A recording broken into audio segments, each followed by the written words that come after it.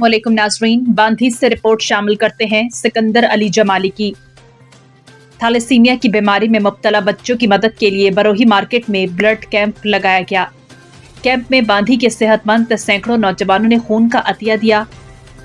Camp में खून देने वालों को थैलेसीमिया के स्टाफ वालों की तरफ से मुफ्त जूस फराहम किया गया।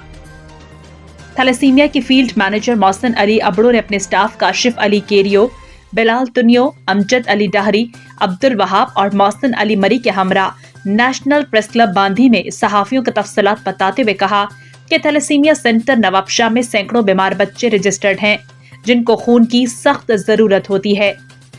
इन मासूम बीमार बच्चों की जिंदगियां बचाने के लिए जिला शहीद बेनज़ीराबाद के मुख्तलिफ शहरों में खून हासिल करने के लिए कैंप्स लगाकर खून जमा करके थैलेसीमिया में मुब्तला बच्चों को लगाया जाता है।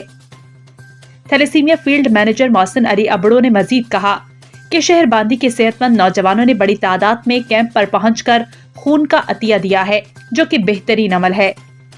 आखिर में थैलेसीमिया के स्टाफ ने खून का अतिया देने वालों और नेशनल प्रेस क्लब बांधी के सहाफियों का शुक्रिया अदा किया।